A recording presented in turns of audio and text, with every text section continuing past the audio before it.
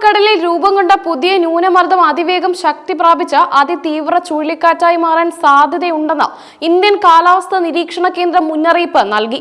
ഈ കൊടുങ്കാറ്റിന് സൈക്ലോൺ മൊന്ത എന്ന് പേരിട്ടിരിക്കുന്നു. ഒക്ടോബർ 27 ചുഴലിക്കാറ്റ് തീരം തൊടാൻ സാധ്യതയുണ്ടെന്ന പ്രവചനത്തിന്റെ പശ്ചാത്തലത്തിൽ തമിഴ്നാട്, ആന്ധ്രാപ്രദേശ് സംസ്ഥാനങ്ങളിലെ തീരദേശങ്ങളിൽ അതീവ ജാഗ്രതാ നിർദ്ദേശം പുറപ്പെടുവിച്ചു. ഇന്ന് രാവിലെ ദക്ഷിണ ആൻഡമാൻ കടലിലും അതിനോട് ചേർന്നുള്ള തെക്ക് കിഴക്കൻ ബംഗാൾ ഉൾക്കടലിലുമാണ് ഈ പുതിയ ന്യൂനമർദ്ദം രൂപം കൊണ്ടത്. ഈ ന്യൂനമർദ്ദം പടിഞ്ഞാറ് വടക്ക് പടിഞ്ഞാറ് ദിശയിലേക്ക് നീങ്ങുമെന്നും അടുത്ത 24 മണിക്കൂറിനുള്ളിൽ കൂടുതൽ ശക്തി പ്രാപിച്ച തീവ്ര ന്യൂനമർദ്ദമായി മാറുമെന്നും കാലാവസ്ഥാ വകുപ്പ് അറിയിച്ചു. തുടർച്ചയായ കാലാവസ്ഥാ മാറ്റങ്ങൾ നിരീക്ഷിച്ചാണ് IMD ഈ നിർണായക പ്രവചനം പുറത്തുവിട്ടത്.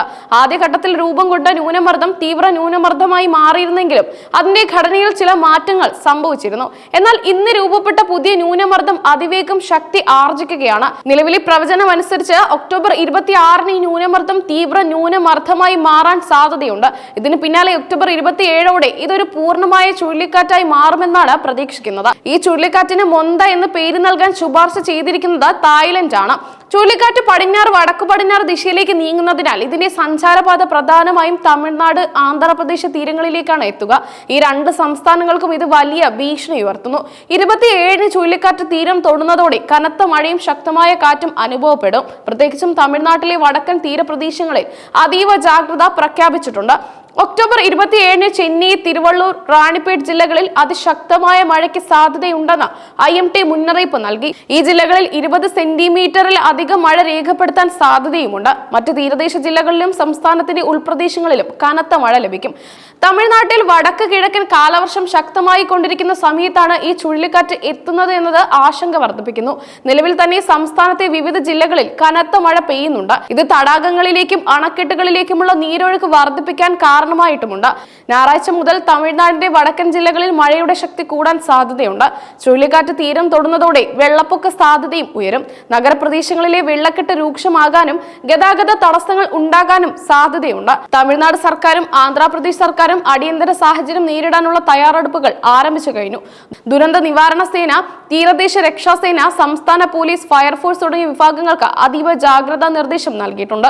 ദുരിതാശ്വാസ ക്യാമ്പുകൾ തുറക്കുന്നതിനുള്ള നടപടികൾ പുരോഗമിക്കുകയാണ്. താഴ്ന്ന പ്രദേശങ്ങളിൽ താമസിക്കുന്നവരെയും ദുർബലമായ വീടുകളിൽ താമസിക്കുന്നവരെയും മാറ്റി പാർപ്പിക്കുന്നതിനുള്ള പദ്ധതികൾ ജില്ലാ ഭരണകൂടങ്ങൾ ആവിഷ്കരിച്ചിട്ടുണ്ട്. വൈദ്യസഹായം, ഭക്ഷണം, ശുദ്ധജലം എന്നിവ ഉറപ്പാക്കുന്നതിനുള്ള സംവിധാനങ്ങൾ ഒരുക്കുന്നുണ്ട്. വരും ദിവസങ്ങളിൽ തമിഴ്നാട്, ആന്ധ്രാപ്രദേശ് തീരപ്രദേശങ്ങളിൽ കടൽ പ്രക്ഷുബ്ധമാകാനും ഉയർന്ന തിരമാലകൾ ഉണ്ടാകാനും സാധ്യതയുണ്ടെന്ന് കാലാവസ്ഥാ നിരീക്ഷണ കേന്ദ്രം മുന്നറിയിപ്പ് നൽകിയിട്ടുണ്ട്. അതിനാൽ മത്സ്യത്തൊഴിലാളികൾ കടലിൽ പോകുന്നത് പൂർണ്ണമായും ഒഴിവാക്കണമെന്ന് കർശന നിർദ്ദേശം നൽകിയിട്ടുണ്ട്. നിലവിൽ കടലിൽ പോയവർ ഉടൻ തന്നെ ഏറ്റവും അടുത്തുള്ള സുരക്ഷിത തീരങ്ങളിൽ എത്തണമെന്നും മുന്നറിയിപ്പ് നൽകി. കാലാവസ്ഥാ വകുപ്പിന്റെ നിർദ്ദേശങ്ങൾ ലംഘിക്കുന്നവർക്കെതിരെ കർശന നടപടി സ്വീകരിക്കുമെന്നും അധികൃതർ അറിയിച്ചു. ചുഴലിക്കാറ്റ് ശക്തമായി തീരം തൊടുന്നതോടെ വൻതോതിൽ നാശനഷ്ടങ്ങൾ ഉണ്ടാകാൻ സാധ്യതയുണ്ട്. ശക്തമായ കാറ്റിൽ മരങ്ങൾ കടപുഴകി വീഴാനും വൈദ്യുതി വാർത്താവിനിമയ ബന്ധങ്ങൾ തകരാറിലാകാനും സാധ്യതയുണ്ട്. തീരദേശങ്ങളിൽ മണ്ണൊലിപ്പ്, മണ്ണിടിച്ചിൽ തുടങ്ങിയ പ്രശ്നങ്ങളും പ്രതീക്ഷിക്കാം. പൊതുജനാരോഗ്യ മേഖലയിലും ജാഗ്രത പാലിക്കാൻ നിർദ്ദേശം നൽകിയിട്ടുണ്ട്. വെള്ളക്കെട്ട് ഉണ്ടാകാൻ സാധ്യതയുള്ള പ്രദേശങ്ങളിൽ പകർച്ചവ്യാധികൾ പടരാതിരിക്കാനുള്ള പ്രതിരോധ നടപടികൾ ആരംഭിച്ചു കഴിഞ്ഞു. ചുഴലിക്കാറ്റിനെ കുറിച്ചുള്ള വിവരങ്ങൾ ജനങ്ങളിലേക്ക് കൃത്യസമയത്ത് എത്തിക്കുന്നതിന് മാധ്യമങ്ങളുമായി സഹകരിച്ച് പ്രവർത്തിക്കാനും അധികൃതർ ശ്രദ്ധിക്കുന്നു. ചുഴലിക്കാറ്റിന്റെ ശക്തി, ദിശ എന്നിവയിൽ മാറ്റങ്ങൾ വരാൻ സാധ്യതയുള്ളതിനാൽ പൊതുജനങ്ങൾ ഔദ്യോഗിക കാലാവസ്ഥാ മുന്നറിയിപ്പുകൾ മാത്രം ശ്രദ്ധിക്കണമെന്നും തെറ്റായ വിവരങ്ങൾ പ്രചരിപ്പിക്കരുതെന്നും അധികൃതർ അഭ്യർത്ഥിച്ചു. സൈക്ലോൺ മൊന്തയുടെ ഓരോ നീക്കവും ഇപ്പോൾ അതീവ പ്രാധാന്യത്തോടെയാണ് നിരീക്ഷിക്കപ്പെടുന്നത്.